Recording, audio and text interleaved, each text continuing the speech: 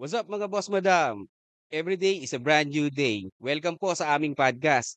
Kasama po natin ang kasama, kasangga, katropa at kababayan natin na si Sir Jun Magdo, ang founder ng Truck Driver Philippines. Sir Jun, Wow, bati thank you, naman thank tayo, you. bossing. Maraming salamat, binigyan mo akong pagkakataon. Actually, dito kami sa Subic pa 'to, Ang Ayan, layo, galing siya ng Cavite, sinadya niya ako dito kasi may mga importante kaming, topic ngayon 'no, para ayan. malaman natin kung ano ba talaga 'tong, puwede nating maitulong sa A- industriya ng trucking. Actually, tinakbo namin si Sir Jun dito. Makikipagkwentuhan lang kami ng kaunti.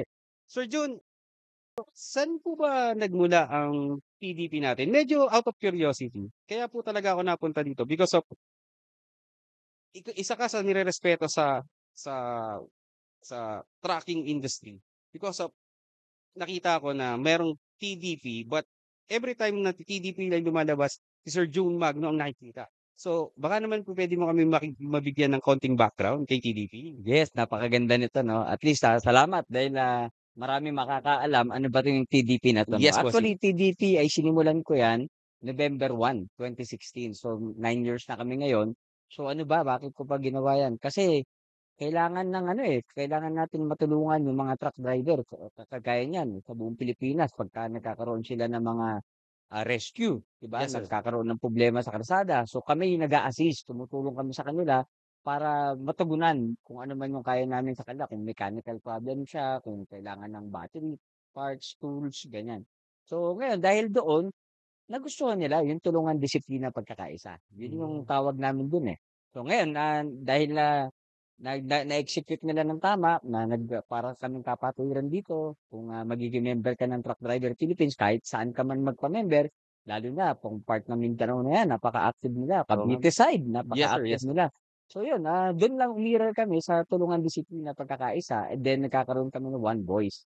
Yun, kung ano man yung, kaya namin, tumutulong na rin kami sa labas, pagka may mga event kami na charities, nakikipag-collaborate din kami sa ibang mga riders, and then nagbibigay kami ng mga, educational sa mga driver namin kung ano ba yung mga topics ngayon, ano ba yung bakit ba may mga aksidente, yan, Yes, gano'n. bossing. Gano'n lang kami. Actually, maraming aksidente sa kalsada na ano ho kaya ang pupuwede nating gawin para maiwasan natin 'to? Kasi kikita namin every time in the news, social media, masyadong prone, hindi lang naman sa mga truck driver, even sa mga bus driver natin. So, lahat naman ng mga namamasada sa ating kalsada. Ano kaya ang pupuwedeng magawa ng ating grupo para magkaroon man lang is there any training po ba or binaplano para maitulong natin para sa ating kapwa mga drivers po? Yes, oo. Actually wino-workout natin 'yan 'no. Tayo ngayon buti maganda at nare-recognize yung PBP 'no. Nare-recognize yung pagiging founder natin. Yes, So sir. ngayon humaharap na tayo sa mga LTO, kaila Attorney Vigor Mendoza, ang Mm. ating, secretary ng LTO. Yes po. Dinudulog natin 'yan. So humihingi tayo ng tulong sa kanya, humihingi tayo ng suporta sa ating, DOTR kay Mr. Vince, 'di ba? Humingi tayo ng tulong sa kanila para mapag-usapan kasi kailangan ng tuwang ng gobyerno rito 'no, Opo. kasi hindi siya biro, eh. Meron kasing cause yan, bakit ba nagkakaroon ng aksidente? Yes Kasi po. from the nature pa lang ng trabaho, 'di ba? So, ang nakikita natin wala siyang isang pinupuntahan kundi po dun sa crack rate. So, Truck humihingi tayo rate. ng tulong sa gobyerno na sana sa LTFRB na ma-regulate yung crack rate kasi hindi sila nakakapagpalit ng truck, hindi nakakapag-maintain. Tapos naghahabol sila ng biyahe, Tama po. kaya napipilitan sila mag-overload. So ngayon kadalasan loose brake. Tama po. Hindi po nakakatulog ng tama yung driver kasi hindi sila nasasahuran, hindi nai-implement yung 10-hour maximum driving limit. So, paano po kaya natin mapapa-implement yung one truck rate nationwide? So, medyo mahirap-hirap pong isipin at mahirap-hirap din pong, ah, intindihin kung paano ito magaganap o paano niyo po ba ito pinaplano, boss? Ito po ay napakahirap talaga nito kasi Mm. talagang kung titingnan natin 'no, hindi siya isang maliit na issue kundi nationwide issue 'to, Yes eh. po. So, sa tulong siguro ng LTO, LTFRB saka ng DOTR, and then hihingi tayo ng tulong din sa mambabatas, Yes, bossing. sa mga ano natin, congressman Opo. na ipatawag, magkaroon tayo ng consultation. Tingnan natin kasi ang dami po talaga na truck operator, tatanungin ko sa kanila, "Bakit po ba gusto niyo po buma-aksidente?" Hindi. "Eh, bakit po kayo nag-overload?" So, wala silang magawa kasi hinahabol nila, kailangan kumita yung truck. Tama po. So, kung di natin sisilipin yun, kung di pagtutulungan yan ng lahat ng truck operator, truck driver, at saka gobyerno, eh, mahihirapan talaga. Pero kung talagang, sincere ang tayo na tapusin na natin, alam naman natin actually pagka nga nangyayari masakit din lagi naiipit truck driver. Yes po. Is either, kami pagka naaksidente kami, homicide agad yung 'di ba wala naman kaming ano, kagaya ng mga member namin buds. To be honest, yung isang member ko, nakasuhan siya na naplatan siya ng gulong. Mm. Huminto siya, kumpleto siya ng warning device, kumpleto ng lahat. And then meron pa siyang apoy. Tapos madaling araw binangga siya ng 4 na lasing. Mm. Minor de edad, walang lisensya. Biro mo 4 nagkaka-single na So, kaso. ang ating, ah, kawawang truck driver ang nakulong ngayon. Yes, nakulong. Multiple homicide, imagine mo. So parang lumalabas ngayon, ang pagiging truck driver 'pag nadali ka, kriminal ka. So, ano ang magiging tulong ng gobyerno para sa mga normal na driver na kagaya ng ating mga kasamahan sa industriya? Pinag-uusapan na 'to, eh, napapanood natin kila Rapi Tulfo, Yes po. pinag-uusapan na ito.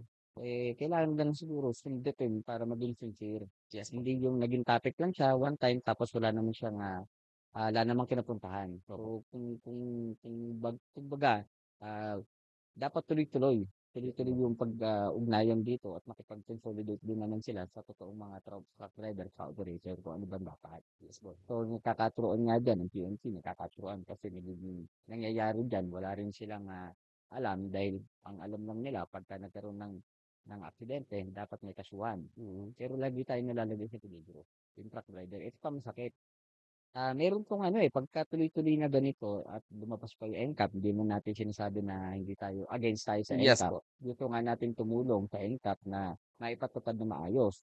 And then itong demerit system ng LTO, gusto rin natin humingi tayo ng ano, tulong kay ano, Attorney Victor Bossing, Mendez. speaking of demerit system, ano ba 'tong demerit system na 'to? Kasi ako mismo as a driver, as a truck owner, ah, hindi ko masyadong maintindihan yung demerit system. Medyo bago sa pandinig ko, eh. Hmm. So, as a truck owner, medyo kailangan ko ring tulungan yung mga kapwa drivers natin or yung mga driver ko especially. Ah, Puwede mo bang ma-explain sa'min ano itong demerit system? Okay, and merit system, hindi lang po siya sa truck driver, kundi sa lahat ng driver po Mm. ng Pilipinas na gusto magkaroon ng disiplina. Yes po. Pero dahil nga po yung nature ng trucking industry natin, yung iba, hindi kagaya po ng, kunyari ikaw namamasada ka ng jeepney, iisa lang yung ruta mo. Ang truck driver po hindi gano'n. Galing Mindanao magmamaneho, Visayas, papunta ng NCR, eh, napaghuhuli po sila. Yun po Hmm. ang problema. So, siguro ang kailangan natin munang pagpursigihan dito yung driver's education program, di ba? Eksakto, I-educate, bossing. gumawa ang DOTR, ang LTFRB, ang LTO, na kung saan dadaan kami sa mga seminars para maintindihan namin yung talagang totoong seminar, hindi yung seminar lang tapos para may ganun kasi, para lang makuha, "Oh, nakakuha kong seminar," pero hindi ka naman talaga dumaan. Kasi mahuhuli't mahuhuli. Gaya po ng overloading. Ang pagkakaintindi ko po, pagkakaintindi ko to the merit system. Ang isang driver, kunyari naka-avail ka ng 10 years mong license o 9 years, Yes po. na-avail mo siya, eh Opo, boss. bigla nag-start yung demerit system, in-implement siya. Meron kang 40 points, 40 merits Mhm. na sa'yo. Naiingatan mo siya within the span of yung driver's license mo. Kasi for example, nahuli ka overloading. Opo. Si Master Ren, shoutout Master Ren kasi Shoutout, bossing. isa siya sa ano, si Master Ren, isa sa nagkwento sa akin na isang biktima rin siya niyang demerit system. So Hmm. maraming natatakot eh kasi tingnan mo to kung 40 demerits ka, eh napag-drive ka ng overload, eh hindi naman po nagtitimbang yung truck driver. Tama po, bossing. Tama, 'di ba? Tama po, bossing. Tapos nire-require naman po tayo ng kakargahan natin ng ganitong load dahil naghahabol Ito din pa po sila. ang masakit, bossing. Based on my experience, kinakasuhan tayo ng overloading ng wala namang timbangan. Walang timbangan, yun nga. So, base lang sa mata nila. So, kami gusto naming mag-contest but wala naman kaming Wala, magawa kundi wala rin, kundi oo. magkaroon ng penalty ang ating driver. Kawawa naman yung driver Yes, natin. yes. Actually, may mga operator akong nakausap, eh, yung tier. May Yes mga po. dumadating ditong kargamento, overloaded na siya. Yes po. Pero tinanggap ng tier. So, paano gagalaw yun? So, kailangan yung operator, kailangan yung truck driver. Tama po. Ang problema rito, pag nahuli, sa truck operator mababawasan yung kita niyo. Halos wala na kayong kikitain kasi mahal yung overload, 'di ba? Pero yung truck driver mawawalan ng hanapbuhay. Kasi po 5 points po yung demerit pagdating sa overloading. Tama po. So, kagaya nga po si Master Ren dahil nga po buhangin siya. So, dahil nga ang ano natin puro nag-o-overload nga dahil wala nga pong rates na tinatanaw. Tapos kumbaga sa ano ba, nagsasabong-sabong na sila sa rate, pababaan ng rate, hindi na nakakapag-maintain. Isa pa po 'yan sa gusto ko pong i-highlight as a Mm. truck owner at, trucking company owner. So, ang inyong lingkod po ay may maliit na kumpanya ng trucking. Isa po ako sa kasamahan ni Boss Jun Magno at nakikiisa po ako sa layunin ng Truck Driver Philippines. Ang isa pong nagiging problem po dito sir is yung tinatawag nating labanan ng rate mula Manila truckers at ang Mindanao Trucker. Mm. Ang alam kong history kung bakit po nagkaroon ng backload is because of ang mga taga Manila nagpapababa ng rate Nagpapababa ng sa rate. Mindanao. Mm. So, ang mga taga Mindanao nagpapababa naman ng rate sa Manila. Mm. So, kanya-kanya po sila, wala pong pagkakaisa. So, ang impact po nito sa overall industry po ng trucking at lalong-lalo na pong tatamaan ang mga truck driver at helpers po Po, natin. tama po yun. Kasi once na lumiliit po ang rate, lumalaki po ang maintenance, wala rin pong ibibigay ang mga operators. So, technically hindi lang po sa government ang Mm. kailangan nating hingyan ng tulong, Mm. kundi ang pagkakaisa ng buong trucking industry. Pero ano, tama ka rin diyan. Dapat simulan kasi ng gobyerno, eh. Yung mga truck operator, boss, totoo lang 'pag kinausap mo, isa lang sinasabi nila, eh, kailangan na namin mag-unite. Kaya lang 'di mga magawa dahil walang nagti-trigger. Sino ba? Dapat talaga yung gobyerno mag-initiative na, Opo, sige mag-ano tayo, patawag tayo ng isang isang ano, panawagan. Ano ba talaga dapat natin gawin? Kasi makukumpit mo naman. tama po. Boss, alam mo 'yan, 'di Tama ba? po boss, tama po. Makukumpit mo naman. So, ibig sabihin kapag si Juan de la Cruz, kumuha ng rate na gano'n, hindi niya alam yung ginagawa niya. Tama po Siya na boss. yung siguradong, lumabag na 'yan sa tamang suweldo Tama at bossing. sigurado 'yan hindi na patutulugin yung driver niyan kasi kailangan niya masulit, mapadali Tama po kargamento. bossing. Sigurado hindi nakakapagpalit ng gulong 'yan, hindi nakakapag-check up, change oil Kasi nga kasi nga wala po, wala nga, eh. hulog pa lang po sa sasakyan Yes, bossing, yes, yes. kulang na kulang niya. May mga pagkakataon nga bossing na lumalaban na lang ng halos patayan na yung mga Yun, truck operator at drivers natin, makauwi lang. makauwi lang, totoo At yun. wag lang tumenga yung mga truck, which is hindi naman nila nakikita yung impact talaga na pababa ng pababa yung mga rates. Sana yung mga taga-government natin matulungan naman tayo Matulungan, oh. Kaya nga sa ano, ganitong eh. problema natin. Ang malaking eto sila sila ano, DOTR natin magagaling 'to, si Vince, 'di ba? Vince Dizon, okey Mm. 'yan. Ako naniniwala ako na Shoutout po mga shoutout bossing, po, mga bossing. bossing, shoutout po. Si, boss natin ang sekretaryo ng DOTR, si Bossing po ng Vince Dizon. DOTR, shoutout po sa inyo. Okey 'yan, naniniwala ako na nagpupursige sila, Mm. saka si ano, Attorney Vigor Mendoza ng LTO. Madaling lapitan 'yan. Last time kasi pumunta ako dun nakinig sila, eh. At least meron akong sinabi, nagpatawag sila ng safety ano, prevention month. Pero yun nga, ang ano natin, sana tuloy-tuloy yung plano saka matulungan din tayo yung mga truck driver natin, paramihin natin. Kasi, lumalabas shortage tayo. Meron pa 'tong nauudyok na yung ibang bansa nangangailangan na napakaraming truck driver. Kung Sa titingnan mo 'yan, opportunity 'yan yes sa boss, para sa Pilipinas. mga truck driver natin. Eh, sa Pilipinas, opportunity 'yan para sa ekonomiya natin, opportunity 'yan para mangarap yung truck driver at Tama po. magparami sila. Kasi they can go abroad na. And Yes then po, anong magiging impact nito? Siyempre sa una 'yan, iisipin ng mga truck operator, matatakot 'yan, mauubusan kami ng driver. No, may kapalit po 'yan. Gagalingan po ng pamahalaan, gagawa po tayo ng, eskuwelahan na kung saan tuturuan natin, dadaan natin sa training, paparamihin natin yung truck driver. Ano po yung magiging maidudulot nito sa trucking industry natin? tama po. Lahat po gagaling. Oo, Kasi mag-iingat sila kasi may maganda na po pala. Yung pagiging truck driver pala nito, para ka na rin seaman, tama 'di po. ba? Eh, Oo. seaman ako po, 3 Magiging years. magiging ano na po 'to, parang parang yung sinaunang panahon natin is tinitingala ng Tinitingala, oo. tinitingala na siyang propesyon. Eto maganda, eto ang pang-truck driving po ay skill, Tama po. 'yun nade-develop siya. Bossing ako po ay hangang-hanga sa mga truck driver, lalong-lalo na po yung mga nagse-shedding mga truck na malalaki. Oo, magagaling ano? Ang hirap po talaga yun. Hindi ko po maisip kung paano nila nagagawa yun, eh. Ako po maliit na sasakyan lang, hirap pa, eh. Eto nga yung isang ano dito, yung isang, magandang topic dito. Sino po ba nagde-develop ng bagong driver?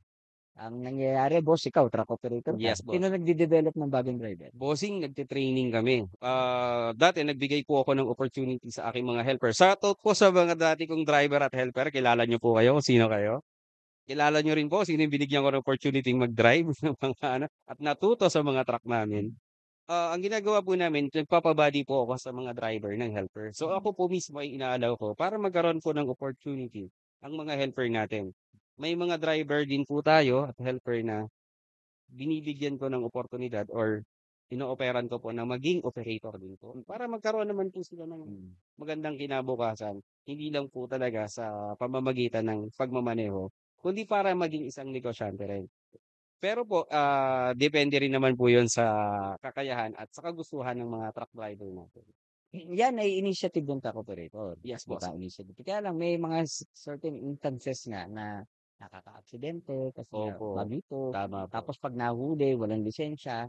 So, ibig sabihin kung talagang gano'n at kailangan palang pag-usapan 'yan, so ire-regulate lang, 'di ba? Tama po, boss. Bibigyan natin ng access kunyari for example, sige magte-training po kami, bigyan natin ng certification yung, operator na pupuwedeng mag-drive. As long na nandiyan yung temporary license dun sa mga pahinante Yes po. para matuto talaga. Hindi na yung parang ano na lang sila kapagka 'pag may time, 'di ba? Yes, boss. So, bigyan talaga natin sila ng driving hours kung Hmm. ire-regulate ng, gobyerno natin. So, para dumami at mahuhusay na driver natin. Kasi medyo nagwo-worry ako, eh. Ang ganda po ng offer ng ano, ng mga ibang bansa sa driver. Actually sa Japan, Puwede ho ba tayong mag-konting spill diyan, sa ah, mga truck driver at helper natin diyan. Meron pong niluluto ang inyong lingkod na si Sir John Magno, medyo pakitulong-tulungan po natin at talagang napakagandang opportunity para po sa mundo ng trucking industry at sa ekonomiya ng Pilipinas. yes. Actually merong ano, eh, merong, pumunta rito kasi natuwa naman ako.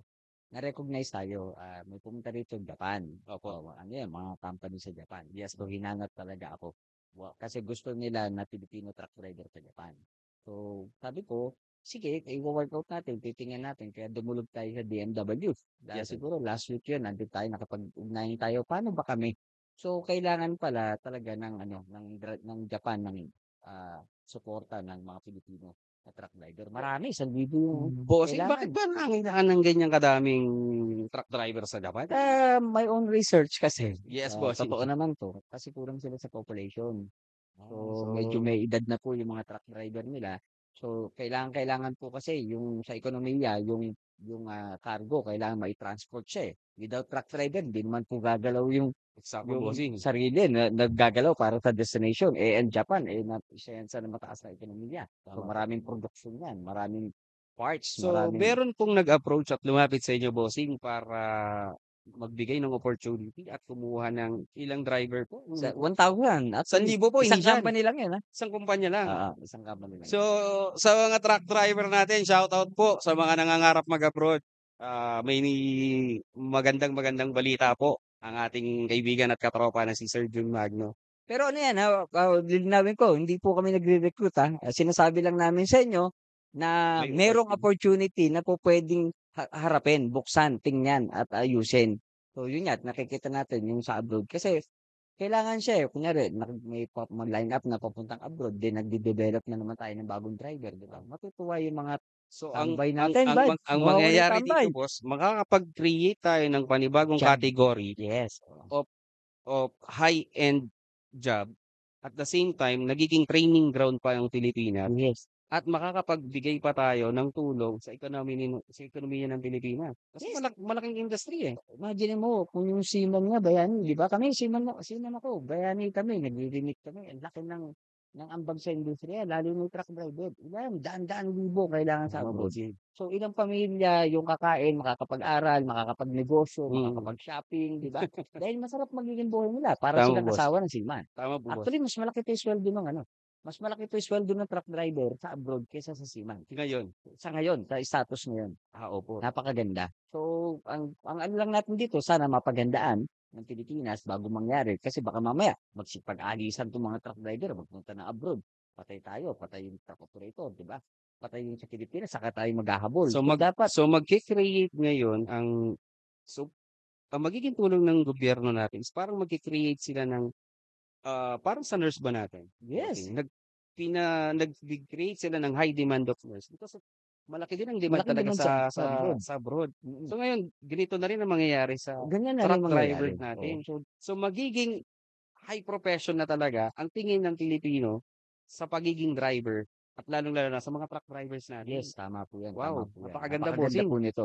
Tsaka ang dami po sa'tin na walang trabaho. Tama boss. Tsaka kagaya nga ng sinabi ko, skill ang pagmaneho, hindi mo po kailangan naka-graduate ka ng college o ang daming less fortunate sa'tin na walang trabaho, 'di ba? Napapasok na lang construction, 'di ba, yung mga gano'n ba. Pero merong isa, may isang maganda, yung truck driving.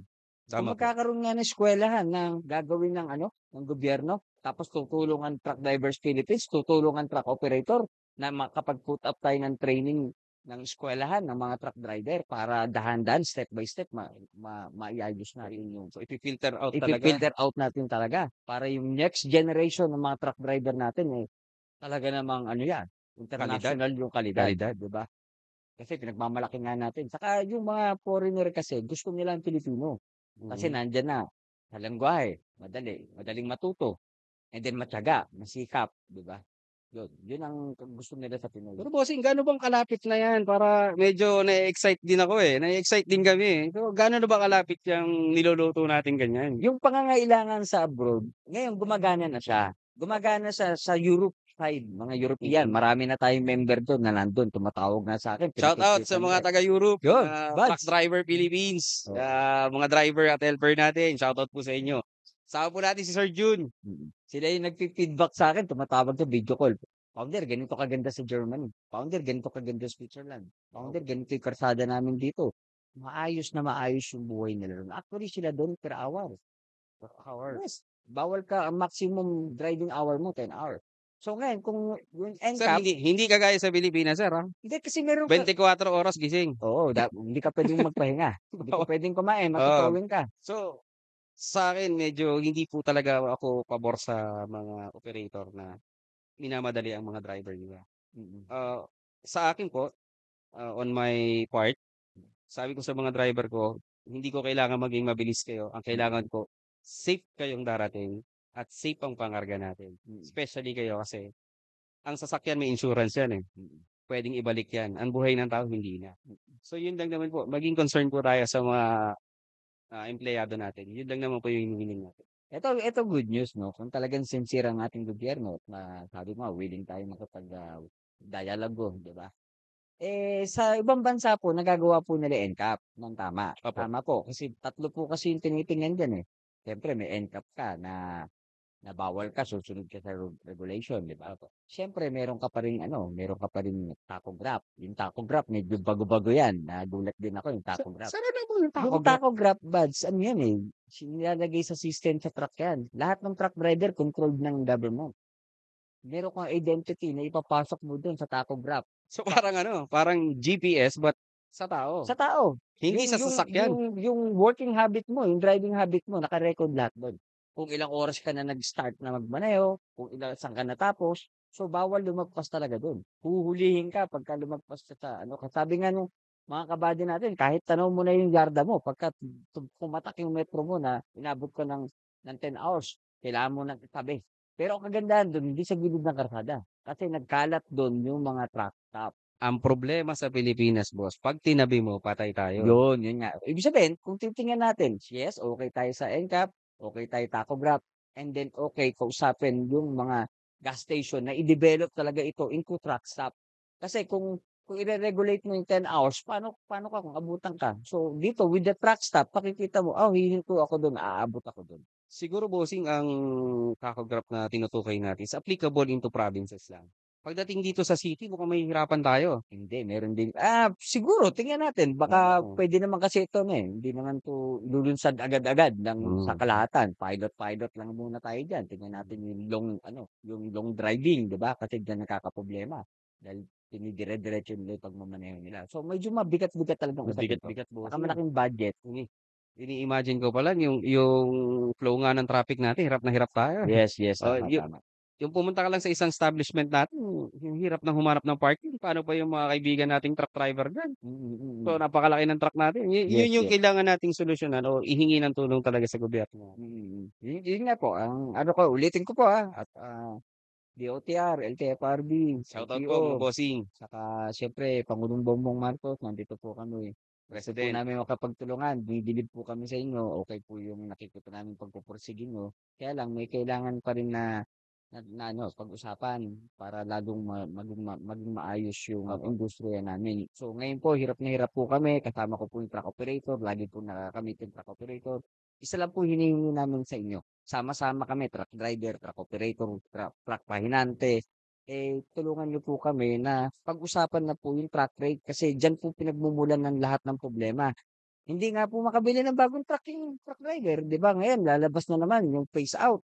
So, LTO, DOTR, please, pakiusap po namin, gawin na lang po siyang roadworthy. Pagka pumasa siya sa lahat ng pamantasan ng roadworthy, regardless do sa age ng truck, hayaan muna kasi lalo kami mapipilay dahil wala pa po kami kinikita. Tama po bossing. Lalo na 'pag nakipag-usap po kayo sa mga company na malalaki, hindi niyo po binabanggit diyan yung mga 'di ba, yung towing na sinadya, yung huli na sinadya, 'di ba? Yung Yung mga konting pangkape. sticker, 'di ba, yung pangkape wala Bak po yan. sa shoutout po sa gobyerno, baka po puwede humingi po kami ng konting tulong as a Mm, truck operator. mm, Namomroblema ho kami sa mga sticker na 'yan.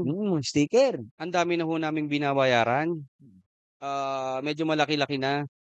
Malaki po ang problema namin sa mga sticker-sticker na 'yan, boss. Ang nangyayari po kasi babayad na kami ng tax, magko-comply kami sa lahat ng dapat i-comply, magsusunod kami sa rules. Meron na nga ho kaming prangkisa, meron pa ho tayong kung ano-ano hong binabayaran. Pati ho ba naman ng sticker sa lahat ng bayan. Wala na hong makita driver namin, bossing. Kasi kapag hindi ka ho bumili ng sticker, titikitan ng driver mo. Which is mas malaki hong problema. Lahat ho ng bayan na pupuntahan namin, kailangan namin bumili ng sticker. Yung kikitain po namin sa sticker na lang ho mapupunta. Wala na rin makikita yung driver natin. Dahil tabo na ho yung windshield natin eh. Baka naman ho po pwede, paki-abolish na lang ho yung sticker natin. Talagang matagal na problema na ho namin yan. Ang sakit ho sa dibdib. Ito nga lang ano, ito lang alam mo ba yung sa timbang, yung truck ban? Opo. Nakakaano siya, bakit ilang taon na 'to na hindi mapag-usap-usapan na iba-iba yung implementation. Kaya naguguluhan tayo, yung four-wheeler ban tinitingnan natin 'pag six-wheeler o yung bigat. Meron po kasing ibang lugar na, ano po, city na kung saan ina-allow sa kanila yung six-wheeler pero tamang timbang. So, okey po yun, hindi po siya truck ban. Then pagtawid mo sa kabila, bawal na siya. Four-wheeler lang yun, hindi ka Ah, naman po puwede. ang problema po kasi, sa mga kasamahan po natin sa government, hindi po sila yata nag-uusap-usap eh. Yun nga, eh. Baka pwede naming ihingi ng tulong po sa inyo 'yan, Oo, para naman ho mas mapagaan po sa amin. Unang-una, abala ho sa mga driver natin. Abalang-abala sa driver natin at abala rin po sa mga operator. alam mo kung gaano ka-skill yung mga truck driver natin? Opo, Sa dami ng dinadaanan nila from Mindanao to Visayas, lahat ng mga iba-ibang implementation ng kabisado nila. kabisado Dapat nila. nilang kabisaduhin, 'di ba, ang gagaling nila. Dahil magkakaiba yung truck ban hour, 'di ba? Tama po. Magkakaiba po yung regulasyon.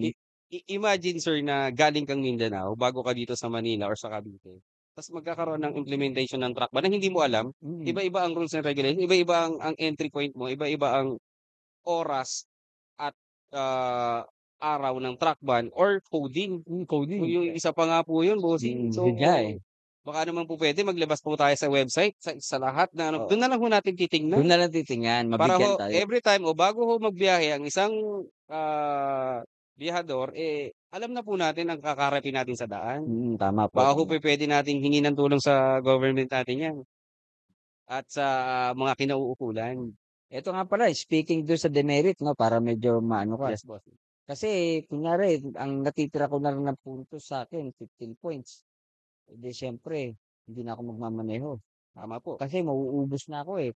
Paano kung may pina-drive na naman sa'kin na napundi yung ilaw ko sa tail light, Opo. hindi ko naman lagi nakikita yung tail light ko. Nakikita ko lang 'pag huminto ako, iikot ako. Pero 'pag naakto biglang napundi yan, yari na naman ako, demerit na naman ako nun. Opo. Ang problema, ang pagkakaalam ko po sana maging malinaw 'to, dahil po sa mga interview ko na nawalan na po ng hanapbuhay talaga.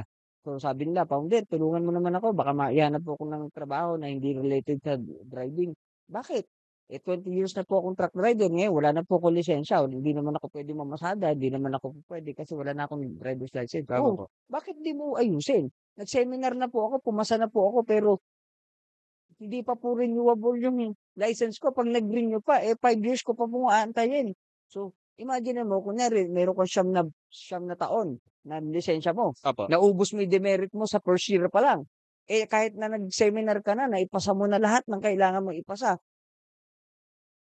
hindi mo maire-renew kasi hindi babalik yung points mo. Kailangan dun pa sa renewal, maghihintay ka pa ng 9 years.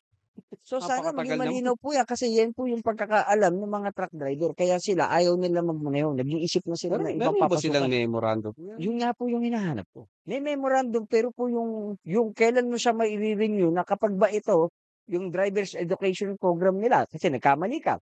Siyempre may fines yun. Then nag-refresher's course ka, di ba? Naipasa mo siya. Dapat babalik na yung demerit mo kasi tinrabaho mo na yan, natuto ka na, di ba? Pero hindi eh. Ang pagkakaintindi ko po, dun pa sa edad ng validity ng driver's license mo, dun pa lang siya magre-replenish, Tama po. babalik. Mauubusan po talaga tayo ng truck driver. Matatakot sila.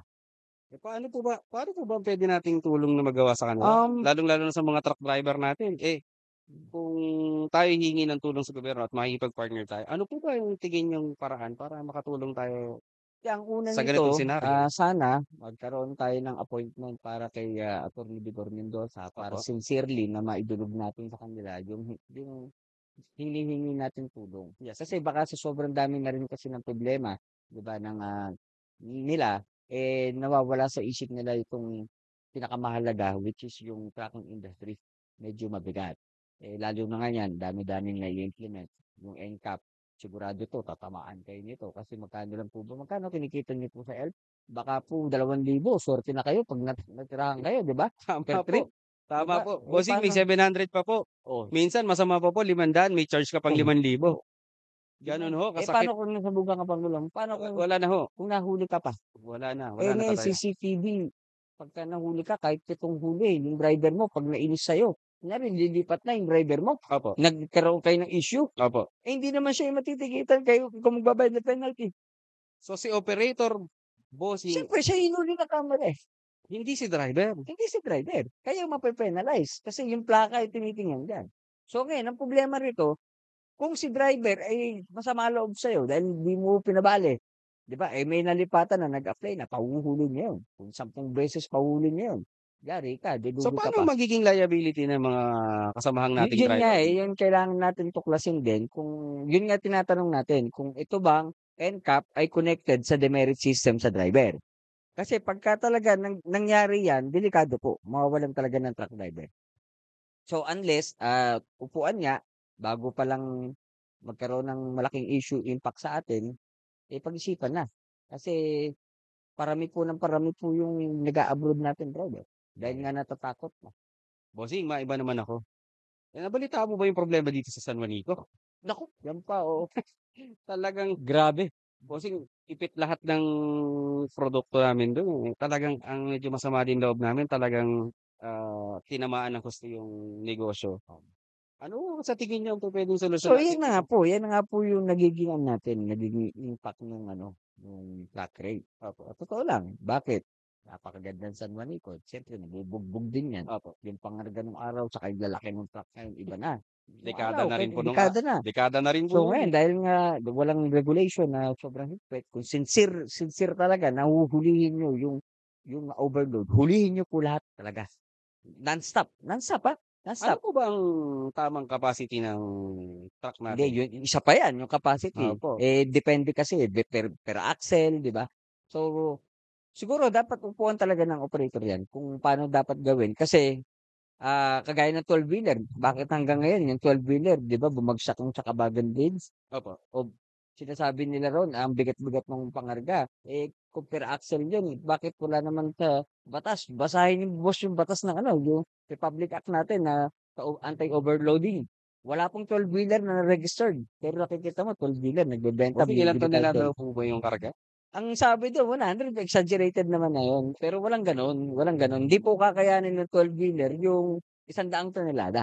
Opo, Imposible po siya, opo, imposible. opo. So ibig sabihin, ah, tinatamaan na siya, may mga bumagsak pang mga kalsada nung mga nakakaraan. So ibig sabihin, isa nga siya sa reason kasi nga nag-o-overloading kasi wala ngang kita. So kung talagang, tuloy-tuloy yan, Kasi bumigay yung tulay dun, bumigay yung tulay dun, may mga tulay pa tayo malapit ng bibigay diyan kasi hindi nga ma-regulate yung overloading. So ngayon ba bossing, paano ba nakakatawid tayo ngayon dito sa may May nag-open ng dalawang access, dalawang pier kaya lang ang tumaas po, tumaas po yung tumagal yung delay kasi nga po parang may nabalitaan po ako sa social media at television na libre naman po yung sakay. Is it true or lahat po ng tumatawag sa'kin ay nagrereklamo kasi wala silang kinita. May aray, ibang company aray po na ko. nagtaas na po ng in-adapt na dahil nga wala, titigil kami. Tama Kasi po, imposible bakit dati 1 day, 2 days lang yung biyahe, ngayon 3 days, 4 days. tama 'Di po. ba dahil shortage, paano pa pagka may bagyo, masama panahon, so wala, Dagdag pa ho. dagdag pa yun ng araw, wala tayong magawa. So dapat diyan talaga sukatin para magkaroon tayo ng tamang taripa pagdating sa ganyan. Kasi napamahal pa sila, nalayo na, napamahal pa, then tumagal yung waiting time para makapag-deliver ka. Kawawa naman talaga. Ano pa po ba yung mga hinihinaing ng mga ating, mga kaibigang truck driver? Alam ko marami silang hinaing, na napaparating sa inyo. Bigyan niyo nga ho kami ng kaunting, ah, na experience niyo ng mga hinaing ng drivers natin. Yun nga po, yung kakulangan nga sa amin, lagi na lang po kaming lumalabas kasi na kami, lahat ito totoo 'to, Opo, Ah, kami po kapagka may nangyaring aksidente, apektado talaga kami dito, grabe. Kasi naiipit kami. Naiipit kami, lagi kami naiipit, walang suporta. speaking of aksidente, meron ho kaming kinakargahan ho dito sa Pangasinan, under po sa mga scrap materials. Naka-parking po ng mabuti yung ating truck driver at yung truck niya. Nasa gilid po ng kalsada, naka-hazard, meron pa pong, warning device. May humaharurot na motor, I think that's 16 years old. Sumalpok po sa likod ng truck ng ating truck driver. Saka kasamang palad ho, nasawi po iyon. Ang kinulong po yung truck driver Yun natin. nga, Paano ho ba yun? Katulad ho nun, nakatigil na. Wala naman hong kasalanan o kaya naman ho nakikita ho natin sa social media o sa television na yung truck naman ho ay nasa tamang lane. Yung motor ho ay lumusot, tumaob, nagulungan ho ng truck. Ang ikukulong ho ay ang truck driver natin. Ano ho ba yung puwede nating gawin, ihingi sa gobyerno para hindi naman ho maputukan at maging kawawa naman 'tong truck driver na wala naman ho talagang kasalanan, eh. meron kasing mga bansa talaga na bakit yan ay hindi nagiging major issue sa kanila. Yun, parang sa US, may due process kasi na tinatawag. Tama po. So sana kung sa kanila sa ibang bansa, okey yung ganyan, hindi nagiging major issue. Kasi nga po, may maganda silang batas dun. Why not na hindi reviewhin natin at i-apply din natin sa Pilipinas, na kung sino talaga ang may sala, siya yung magkakakaso, 'di Mm. ba? O whatever kung patay siya o buhay, 'di ba? For example, kagaya nga nun, napatunayan naman na talagang na-slide yung motor, umilalim yung napatay niya. So dapat dun automatic yun, walang kaso yung driver. Tama po. Kasi pagdudusahan niya yan. Kawawa rin naman ho yung pamilya ng driver Baka natin. imaginin mo mag-a-apply ka ng trabaho may kaso ka. Sino pa tatanggap sa'yo, nakapatay po ako. Tama Pero po, hindi ka po, may nag-suicide po, 'di ba? tama po. Yun, dapat gano'n. Kung may mga evidence talaga na proven, wala ng kaso-kaso. So, ibig sabihin ho habang ho gumugulong yung kaso hindi ho makakapagmaneho yung driver Hindi natin? makakapagmaneho. Yun Paano ho yung kabuhayan yun noon? nga, yun lang ang pinagkukunan. Yun ang mahirap. Wala wala Isang wala masakit na oo. katotohanan ng Alam mo naman sa Pilipinas, 'di ba? 'Pag medyo maimpluwensiya pa yung yung nadali mo, patatagalin talaga yan. Kawawa naman yung truck kung driver. hindi mo pa kasalanan. Siguro dapat diyan may separate judge, na nakatutok lang diyan sa aksidente. For example, mabilisan na na aksidente ngayon, may police report, pasa agad. Tapos reviewin agad ng judge, 'di ba? Na yun ang experts niya para lang doon, para gumulong agad yung kaso, makabalik agad sa trabaho yung sa pagmamaneho yung truck driver. So gano'n siguro Tulad ang ngayon ho sa pupuwede. balita medyo sunod-sunod ho ang aksidente sa kalsada natin. Kaya nga, Unfortunately, madami hong bata rin ang nawalan Oo, ng magulang, eh. So, mm, baka ho magagawan din ho natin ng paraan na ma-regulate yung speed natin dito, mm, lalong-lalo yung mga kalsada. mm, May kaibigan po ako personal, mm, yung kalsada po, baku-bako, mm. taon na ho hindi po inaayos. Sa kasamang palad ho, nadali ho siya ng lubak, nakamotor po siya, Mm. na maalam po siya. So, masakit pong tanggapin na dahil sa lubak lang sa kalsada, dun ho nawala ang buhay niya. Eh, So, ang masama nga nito yung lubak ng karsada sa'tin na naman isisisi, sa tracking na naman 'yan. lubak ng kalsada. Oo, kasi sinira natin malalaking truck. Bossing, may nakikita kasi ako madalas 'no, Mm. eto naman ho'y hindi issues talaga. Pero tama ho ba na maayos pa yung kalsada, binubutas na natin Yun nga, eh, yun at yun yung mga butas na kalsada, hindi pa naaayos? alam mo ang pinakamalaking impact nito 'pag ginawa niyo ng ginawa 'yan, kami tama na naman tayo, tatamaan na naman tayo, made-delay yung kargamento, 'di ba? Napakatagal ho, Napakahirap, napaka-traffic, napaka-traffic. ang ginagawa ho one lane lang. One lane lang tapos siyempre dahil malalaki tayo, bibigyan ka ng window hour lang na makadaan. Tama po, So, paano na tayo? Eto pa sa nga, eto, yung sa Marilao, eto, yung mga container natin tinatamaan na ngayon diyan.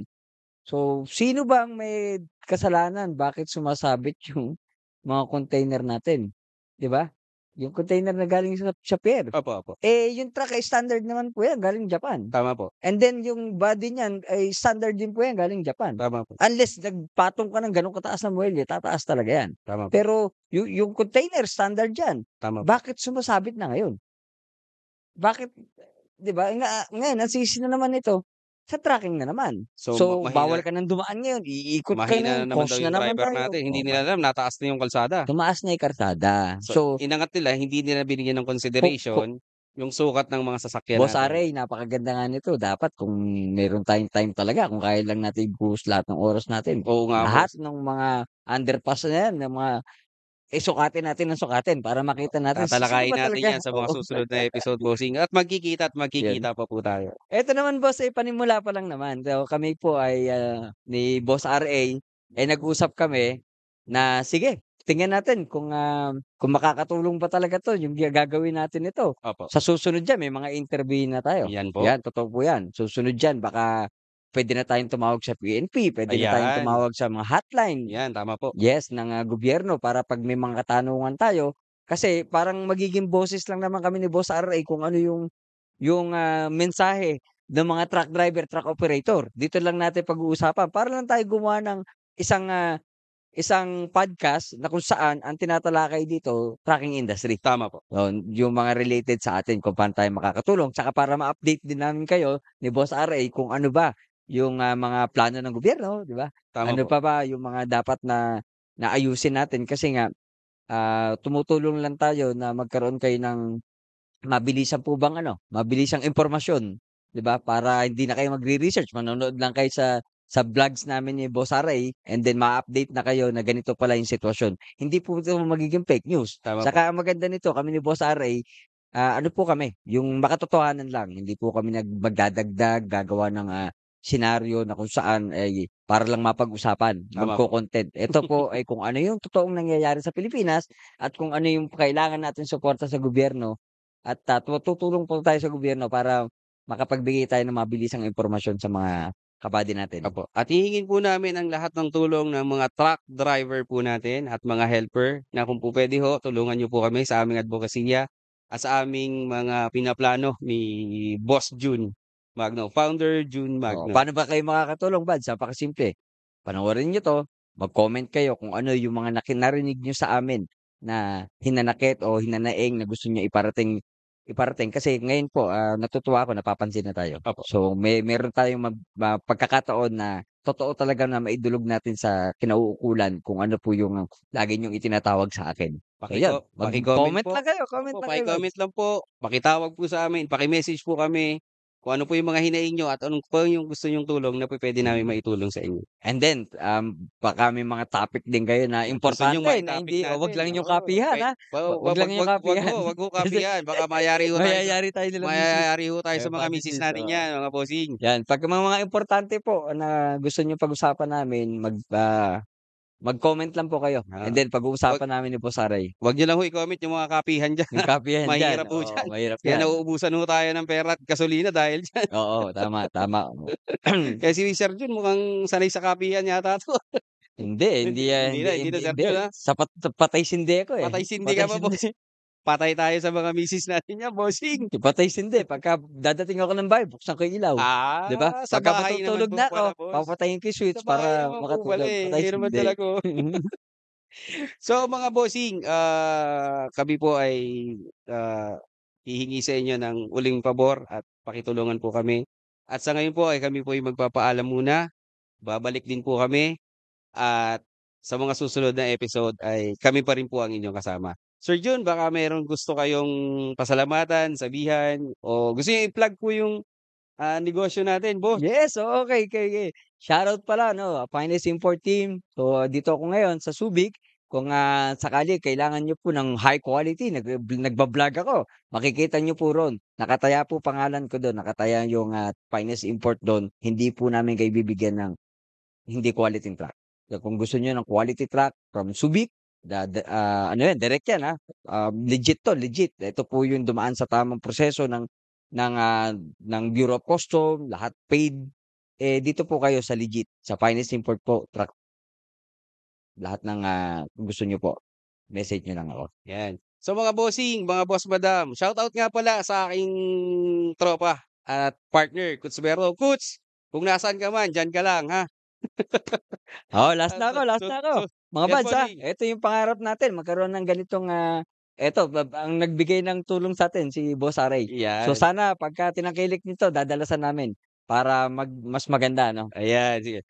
Sa muli po sa mga manonood namin, maraming maraming salamat po sa pag-tune in. Mga boss madam, sa uulitin, if there's a problem, there's a solution. Thank you po, hanggang sa susunod na podcast. Thank you, thank you, thank you.